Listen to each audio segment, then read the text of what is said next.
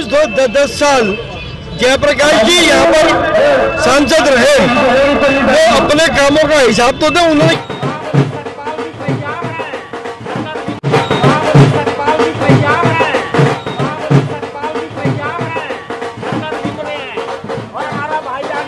पगड़ी बनाकर स्वागत कराया जा रहा है। 400 बोलते मगर वो 500 पार बोले। थोड़ी सी अफगानिस्तान से सीट आ जाएंगी, थोड़ी सी पाकिस्तान से आ जाएंगी, थोड़ी बांग्लादेश से आ जाएंगी।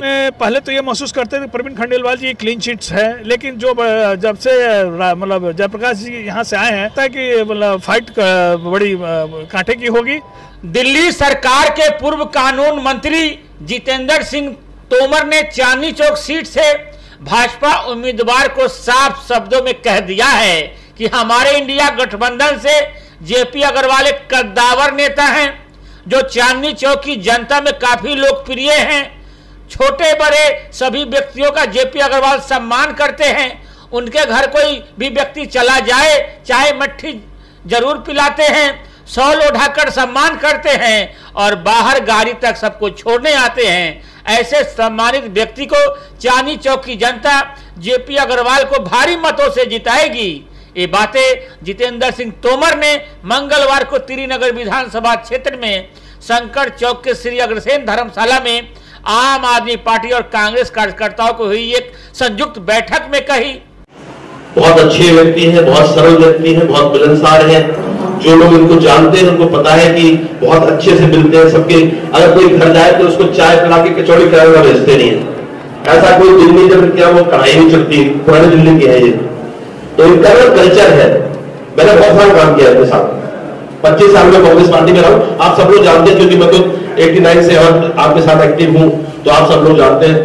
तो इनके यहाँ पे सुबह मेला लगता है। सांसद थे तब भी, सांसद नहीं है तब भी, और वो कढ़ाई चलती है, कचौड़ियां बनती है, चाय बनती रहती है, लोग आते रहते हैं, लोग जाते रहते हैं, सबको अपने हाथ से खिलाते हैं। और अगर जेपी सिंधी चले जाए मिलने के लिए तो जेपी सिंधी को सॉल बना के सॉल वहां बुला के स्वागत करते कि आइए आप आए, ठीक है। तो ऐसे व्यक्ति का हमारा सौभाग्य है कि आज जेपी अग्रवाल जी प्रत्याशी यहाँ से। सबको बताया आपको किस गठबंधन क्यों होना, अब तो एक महीने से झगड़ा हो गया। तो क्योंकि आपको फेस करना है सड़क पे, आपको लोग पूछेंगे क्यों नहीं आज तुम कैसे, आपसे आम आदमी पार्टी वाले पूछेंगे क्यों नहीं आज तुम कांग्रेस के साथ घूम रहे हो, क्या हो गया। ऐसे ही कांग्रेस वालों से बोलेंगे आज झाड़ू वालों के साथ घूम रहे हो, क्या बात हो गई। तो उनको आपको बताना है कि आज लड़ाई जब बड़ी लड़ाई होती है तो छोटी चीजों को भूल जाते हैं। आज देश के लिए लड़ रहे हैं, आज हम संविधान को बचाने के लिए लड़ रहे हैं, आज हम लोकतंत्र को बचाने के लिए लड़ रहे हैं। इसलिए हम नहीं आपके मीटिंग तोमर साहब देखिए, इसमें ये कोई जनसभा नहीं थी, ये आम आदमी पार्टी और कांग्रेस पार्टी के कार्यकर्ताओं का एक परिचय सम्मेलन था। क्योंकि इन लोगों को लगातार 20 दिन साथ काम करना है, तो दोनों पार्टी के जो कार्यकर्ता हैं उनका सम्मेलन था कि वो आपस में मिल लें और जो भी रणनीति हमारी रणनीति बनाई हमने किस तरीके से चुनाव लड़ना है उसके बारे में चर्चा हुई। प्रवीण खंडेलवाल जी लगातार यहाँ आ रहे हैं, जेपी अग्रवाल भी आ रहे हैं, लोग अपनी अपनी बातें कर रहे हैं, मगर खंडेलवाल साहब से हमारी आज बातचीत हो रही थी। बोले 400 पार होगी, लिख के रख लो 400 पार। देखिए, एक तो लोकतंत्र में सबका अधिकार है कि अपना प्रचार करें जी। बहुत अच्छी बात है। किसी भी पार्टी का कोई भी प्रत्याशी होता है उसको पूरा अधिकार है कि वोट मांगे, अपना प्रचार करें।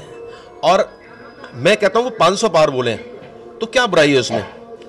अगर वो बोले 500 पार तो अखंड भारत जो था हमारा, पता है अखंड भारत था तो पाकिस्तान, अफगानिस्तान, बांग्लादेश सब साथ थे।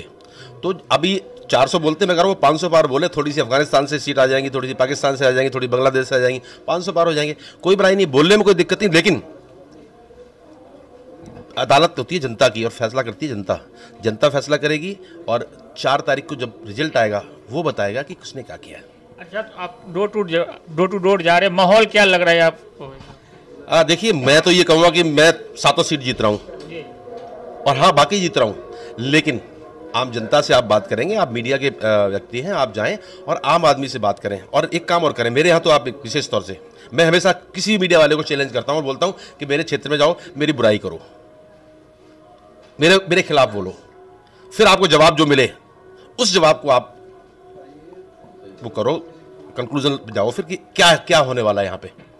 मैं हमेशा हर मीडिया वाले से कहता हूँ कि आप क्षेत्र में जाओ, लोगों से बात करो, बोलो बेकार आदमी है, काम नहीं करता है, दिखता नहीं है, मिलता नहीं है, फ़ोन नहीं उठाता है, ये बोल के देखो, तो झगड़ा करते हैं लोग। बस वही हमने कमाया है। तो आप चिंता मत करो। जेपी अग्रवाल बहुत ही सभ्य, बहुत ही सरल, बहुत ही व्यवहारिक आदमी है। उनकी जीत तो उस दिन हो गई जिस दिन का अनाउंसमेंट हुई थी, क्योंकि एक तो गठबंधन, अरविंद केजरीवाल का नाम, दिल्ली के लोग बहुत प्यार करते हैं अरविंद केजरीवाल को। आज अगर जो तानाशाह ने उनको बंद किया ना जेल में, उसका इतना करंट है लोगों के अंदर। आप बहुत सारी वीडियो में देखता हूँ, कुछ बुजुर्ग लोग तो गालियाँ बतराते हैं, महिलाएं गालियाँ बतराती हैं, बोलती हैं, रोने लगती हैं कि वो जिसने हमारे लिए इतना काम किया उसको जेल में डाल दिया, उसको भ्रष्ट कह रहे हैं आप। तो आम आदमी पार्टी का साथ और एक अच्छा उम्मीदवार, तो चांदनी चौक की सीट आ रही है। सीटें तो हमारी सातों आ रही हैं, लेकिन चांदनी चौक की सीट भी मतलब दिल्ली की सातों सीट आ रही है, चांदनी चौक की भी आ रही है सीट, बहुत अच्छे से आ रही है। खंडेलवाल साहब से जब भी हमारी बात होती है तो जेपी अग्रवाल जी को बुजुर्ग बता रहे हैं, करें उनको घर बैठ जाना चाहिए था, इस उम्र में उनको चुनाव नहीं लड़ना चाहिए था, बुजुर्ग हैं।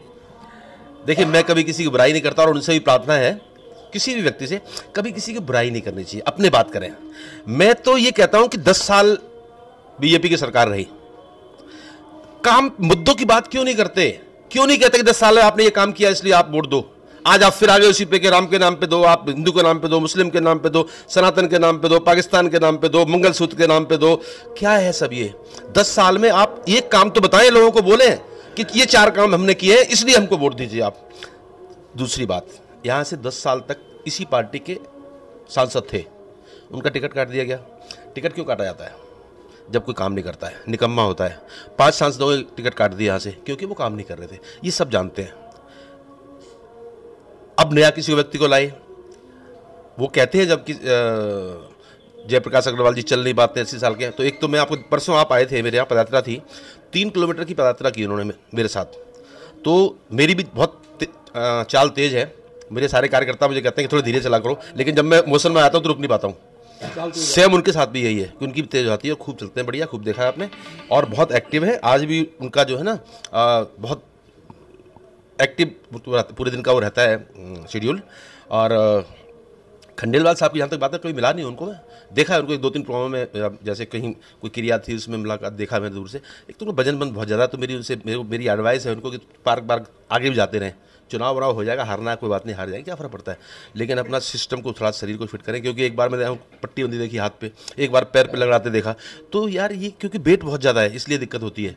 तो बड़े मतलब भाई के नाते, अच्छे उसके नाते मेरी एडवाइस है अच्छे से कि अपना ख्याल रखें, अपने से जान है तो जहान है, चलता रहता है, इलेक्शन आते हैं जाते हैं, हार जीत होती है, हार जाएंगे, क्या फ़र्क पड़ता है, ठीक है ना, लेकिन अपना ख्याल रखें।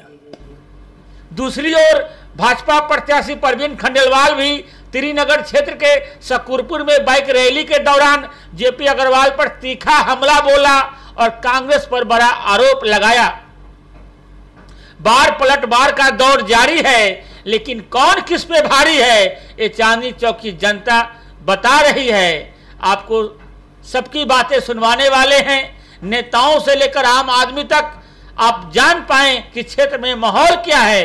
वैसे जेपी अग्रवाल ने लगभग 80 साल के उम्र में भी रेस लगाने का खुला चैलेंज परवीन खंडेलवाल को दे दिया है। इस समय जेपी अग्रवाल का एक फोटो वायरल हो रहा है जिसमें वे क्रिकेट खेलते नजर आ रहे हैं।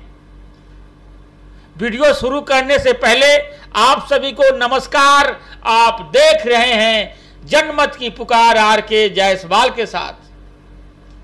एक तरफ जेपी अग्रवाल लगातार अपने लंबे राजनीतिक अनुभव तो जनता तक पहुंचाने में लगे हुए हैं, जनता को लगातार बताने की कोशिश कर रहे हैं कि उनका 10वां चुनाव है, जिसमें 3 बार चांदनी चौक से सांसद रहे और कुल 5 बार दिल्ली की जनता ने उन्हें सांसद बनाकर उन्हें सदन में भेजा, जहां उन्होंने जनता की हक के लिए आवाज उठाई। क्या गया उसके बारे में सबने आपके सामने बखूबी उन बातों को रखा, उन मुद्दों को रखा कि आज के समय में उस तानाशाही रवैये के खिलाफ चुनी हुई सरकारों को तोड़ना, मंत्रियों को जेल में भेजना, मुख्यमंत्रियों को जेल में भेजना, उसके खिलाफ ये सोचा गया सारी पार्टियों द्वारा मिलकर कि हमें कोई कदम उठाना चाहिए।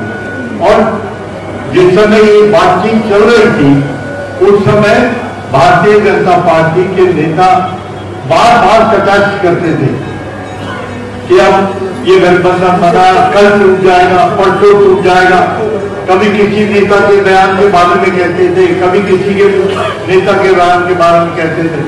लेकिन गठबंधन बना दी, लोग बैठे, बातचीत भी हुई और कैंडिडेट भी तय हुए और एक एक कैंडिडेट तय करके सबने वो राय बनाई और आज हम चुनाव में उनके मुकाबले। क्यों कर रहा है वो? उनको मालूम था कि अगर डिवीजन ऑफ वोट होगा तो फिर वो कामयाब हो जाएंगे और वो अपने मकसद में कामयाब होते तो जो उन्होंने नारा दिया था 400 पार का, उसमें वो कामयाब होते और ये कानून बदलते और संविधान बदलते। दूसरी ओर परवीन खंडेलवाल जनता के बीच पहली बार चुनाव मैदान में हैं। ऐसे में लगातार प्रधानमंत्री नरेंद्र मोदी की जयकारे और उनकी नीतियों के सहारे चुनाव मैदान में हैं।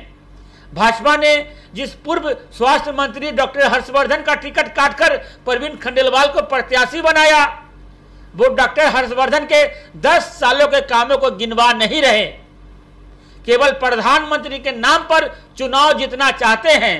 लेकिन तीसरी बार चांदनी चौक सीट से भाजपा का लोग क्यों वोट करेंगे, इस पर भाजपा प्रत्याशी मौन है। खैर, परवीन खंडेलवाल गाड़ी के सहारे ही सही मंगलवार को शकरपुर में बाइक रैली निकाली, जिसमें सैकड़ों कार्यकर्ता उनके साथ थे। कई जगहों पर उनका स्वागत किया गया।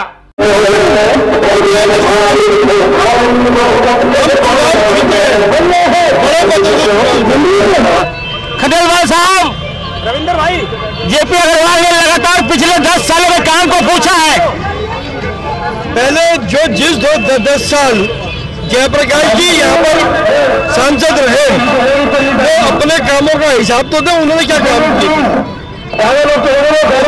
वो भी 15 साल सांसद रहे हैं, तो जिन समस्याओं का वो जिक्र आज कर रहे हैं, समस्या उनके जमाने में नहीं थी क्या, ये जवाब उनको देना चाहिए।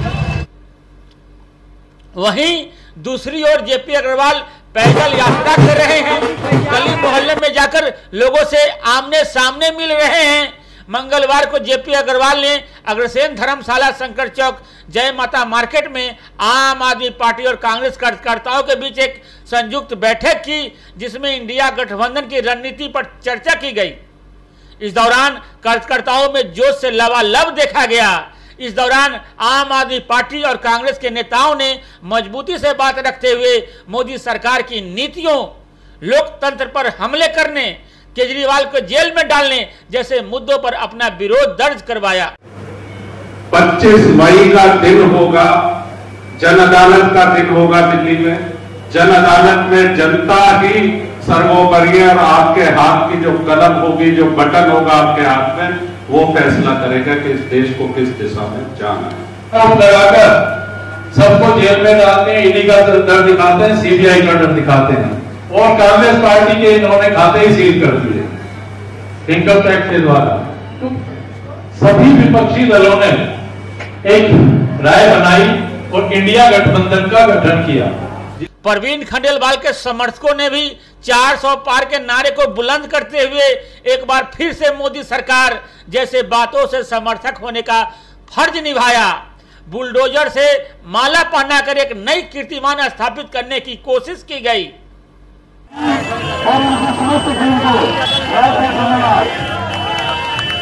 निकालें तो अलग बात है कि भाई उनको दौड़ लगवा दो। शकरपुर में जब आए तो पदयात्रा पैदल चल के लोगों से मिलने जुलने गए, लेकिन जैसे परवीन खंडेलवाल जी रोड शो पर गाड़ियों पर चल रहे हैं।